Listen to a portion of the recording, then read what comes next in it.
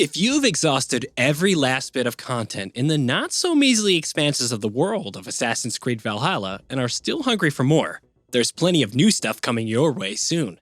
A huge new expansion is out soon with Dawn of Ragnarok, which will be Valhalla's third and biggest expansion yet, and clearly, the developer is swinging for the fences with this one. Ahead of its imminent launch here, we're taking a look at a few key details that you should know about.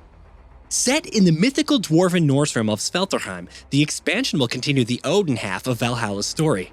As Ivar steps back into the shoes of Odin, players will be tasked with finding and rescuing his kidnapped son, Baldur, from the dwarven realm.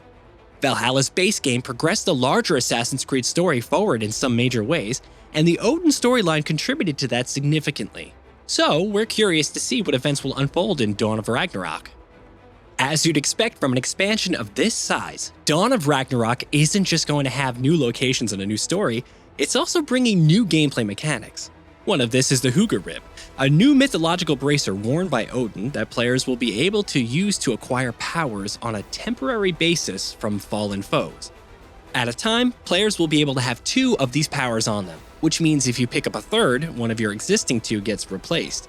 Meanwhile, as opposed to the abilities in Valhalla's base game, which used adrenaline, the new abilities in Dawn of Ragnarok will instead remain active for as long as your HUGR meter remains filled. The developer says these new powers are going to open new doors to gameplay and strategy, which should be interesting to experience.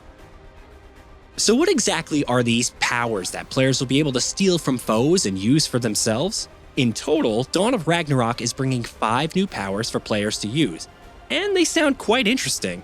Power of the Raven will allow you to transform into a raven. Power of Muspelheim will transform your skin into magma and allow you to walk over lava, which there will be plenty of in the expansion. Power of Winter will infuse your weapons with ice to deal more effective attacks against fire-based enemies. Power of Jotunheim will allow you to transport across short and long distances. And finally, Power of Rebirth will let you resurrect dead enemies and have them fight by your side.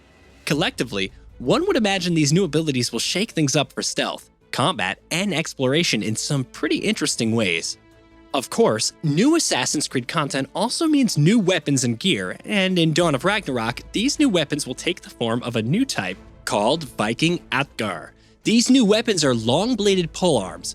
The developer hasn't gone into too much detail about what to expect from these or how many different varieties of this new weapon type can be found in the game, but the developer does say that these polearms will allow players to use a mix of heavy and light attacks to deal some serious damage. Meanwhile, players will have access to new gear to pair with their new weapons and abilities as well. Though again, we don't have an awful lot of granular info on that front yet. We do know that new mythical gear can be obtained in the expansion, coming with their own unique perks and attributes. The developer says that while Odin's new powers are, of course, exclusive to Dawn of Ragnarok, this new gear can be used with Ivar in Valhalla's base game as well. Valkyrie trials are looking like one of Dawn of Ragnarok's most intriguing new additions. On paper, these are just combat arenas where players will take on waves of enemies, but the game frames them as retellings of Odin's past victories, which means you might encounter foes and bosses you've already previously fought in the story. What's more, in keeping with the theme of retellings, before each trial, you'll also be able to select up to 14 boasts, which are essentially combat modifiers to make the trials more challenging or interesting in various ways. Selecting boasts will make each trial harder, but as you'd expect, that will also lead to way better rewards. Of course, with Odin traveling to new realms and having new abilities to use in combat, you're also going to be facing off against new enemy types. The highlight on this front is the Muspels, who are the lava and fire-infused new enemies that we mentioned earlier, and will be found in abundance in the expansion. Interestingly enough, one of the Muspel enemy types, called Firekeepers, will also have the ability to resurrect low-level enemies during combat and have them fight by their side, similar to Odin's power of Rebirth, which should make fights against them quite interesting. Stealth has been heavily de-emphasized in recent installments, much to the dismay of many series fans, but Dawn of Ragnarok is going to do some new interesting things in this area.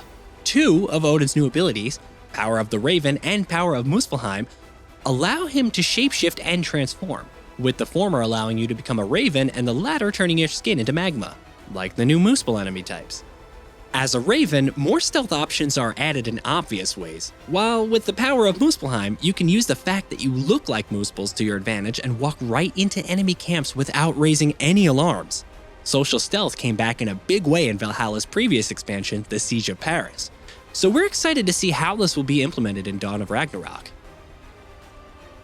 A large section of the Assassin's Creed fanbase has grown progressively disgruntled with the series for how bloated and overly long its recent installments have been.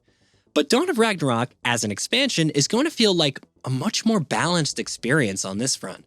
With over 35 hours of new content to offer, it's certainly going to be longer than any of Valhalla's previous expansions by a significant margin.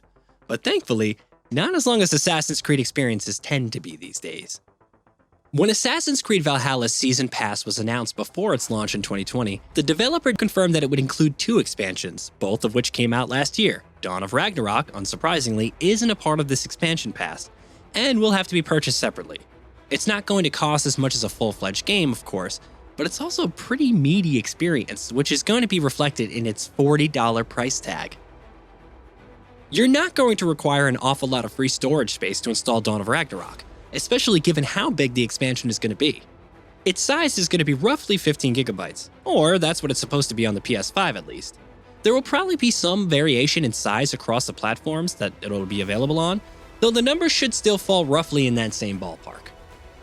Assassin's Creed games tend to be huge productions, with studios from around the world contributing to each new one's development. But Montreal and Quebec usually take the lead on mainline games in the series. Assassin's Creed Valhalla itself had Montreal attached as its lead developer. But Dawn of Ragnarok, interestingly enough, is being led by Sofia, which is the studio that developed Assassin's Creed 3, Liberation, and Assassin's Creed Rogue.